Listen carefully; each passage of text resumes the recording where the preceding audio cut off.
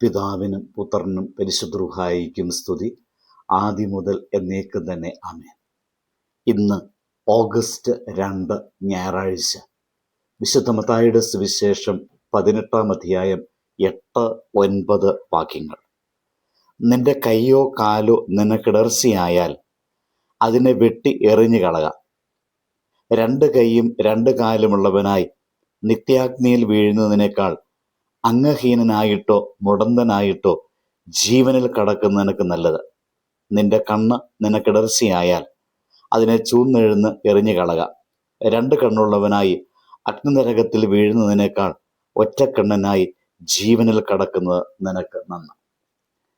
ഇന്നത്തെ സുവിശേഷത്തിൽ കർത്താവായ യേശുക്രിസ്തു വളരെ ശക്തമായ ഒരു ഭാഷയാണ് ഉപയോഗിക്കുന്നത്.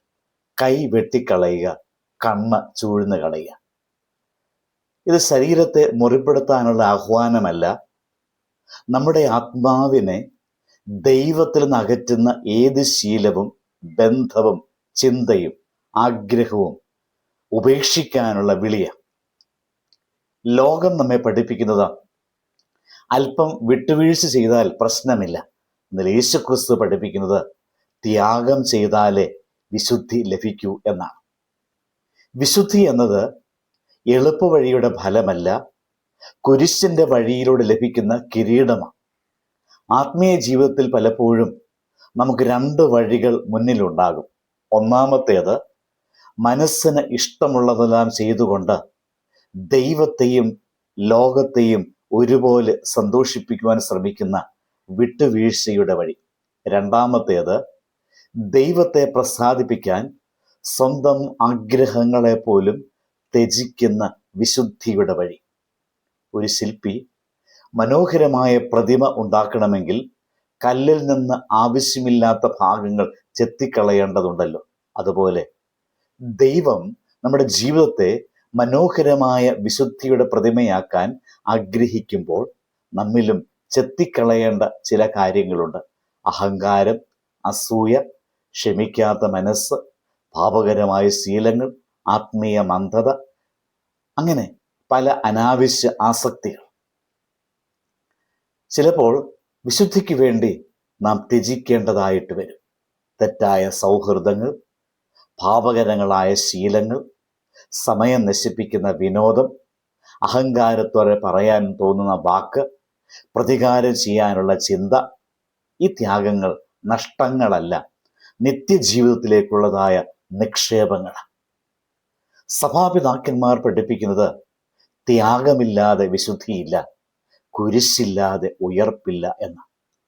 ഓരോ നോമ്പിലൂടെയും പ്രാർത്ഥനയിലൂടെയും സഭ നമ്മെ പഠിപ്പിക്കുന്നത് തന്നെയാണ് ആത്മാവിനെ വിശുദ്ധമാക്കാൻ ചില ആഗ്രഹങ്ങളെ നാം സമർപ്പിക്കേണ്ടതായിട്ടുണ്ട്. ഇന്ന് നമ്മുടെ ജീവിതത്തോടൊരു ചോദ്യം ചോദിക്കാം. എൻ്റെ ആത്മീയ വളർച്ചയ്ക്ക് ഏറ്റവും ഇടർച്ചയായി നിൽക്കുന്നത് എന്താണ്? അതൊരു ശീലമാണോ? ഒരു ദുഷ്ചിന്തയാണോ? ദൈവത്തിൽ നിന്ന് എന്നെ പതുക്കെ അകറ്റുന്ന ഒരു വിട്ടുവീഴ്ചയാണോ? യേശു പറയുന്നു, അതിനെ മുറിച്ചു മാറ്റുക. കാരണം ചെറിയൊരു പാപത്തെ സംരക്ഷിച്ചാൽ വലിയൊരു വിശുദ്ധിയെ നഷ്ടപ്പെടുത്തും. ചെറിയൊരു ത്യാഗം ചെയ്താൽ വലിയൊരു അനുഗ്രഹം നേടും. ഓർക്കുക, വിട്ടുവീഴ്ചകൾ മനസ്സിന് താൽക്കാലിക സുഖം നൽകും. ത്യാഗങ്ങൾ ആത്മാവിന് നിത്യസന്തോഷം നൽകും. വിട്ടുവീഴ്ചകൾ സ്വഭാവത്തെ ദുർബലമാക്കും. ത്യാഗങ്ങൾ വിശ്വാസത്തെ ശക്തിപ്പെടുത്തും. വിട്ടുവീഴ്ചകൾ നമ്മെ ലോകത്തോട് ചേർക്കും. ത്യാഗങ്ങൾ നമ്മെ ദൈവത്തോട് ചേർക്കും. ഈ പ്രഭാതത്തിൽ നമുക്കൊരു തീരുമാനമെടുക്കാം. സൗകര്യത്തിന് വേണ്ടിയല്ല ഞാൻ ജീവിക്കുക, വിശുദ്ധിക്ക് വേണ്ടിയാണ് ഞാൻ ജീവിക്കുന്നത്. വിട്ടുവീഴ്ചകളുടെ വഴിയിലല്ല ഞാൻ നടക്കുന്നത്, ത്യാഗത്തിൻ്റെ കുരിശു വഴിയിലൂടെയാണ് ഞാൻ ക്രിസ്തുവിനെ അനുഗമിക്കുന്നത്. അപ്പോൾ നമ്മുടെ ജീവിതം ദൈവത്തിൻ്റെ മഹത്വം പ്രതിഫലിപ്പിക്കുന്ന വിശുദ്ധിയുടെ ദീപമായി മാറും. പ്രാർത്ഥിക്കാം. കരുണാനിധിയായ കർത്താവേ, വിശുദ്ധിയിലേക്കുള്ളതായ വഴിയിൽ ഞങ്ങളെ ഉറപ്പിച്ച് നടത്തണമേ. പാപത്തിലേക്ക് വലിക്കുന്ന എല്ലാ ബന്ധനങ്ങളിൽ നിന്നും, ശീലങ്ങളിൽ നിന്നും, ബന്ധങ്ങളിൽ നിന്നും ഞങ്ങളെ വിടുവിക്കണമേ. ആത്മീയ വിട്ടുവീഴ്ചകളെ നിരസിക്കുവാൻ, സ്നേഹത്തോടെ ആത്മീയ ത്യാഗങ്ങൾ സ്വീകരിക്കുവാൻ ഞങ്ങൾക്ക് ധൈര്യം നൽകണമേ. ഞങ്ങളുടെ ജീവിതം അങ്ങേക്ക് പ്രസാദകരമായ ജീവനുള്ള യാഗമായി തീരുവാൻ അനുവദിക്കണമേ. ദൈവം അനുഗ്രഹിക്കട്ടെ. ആമേൻ.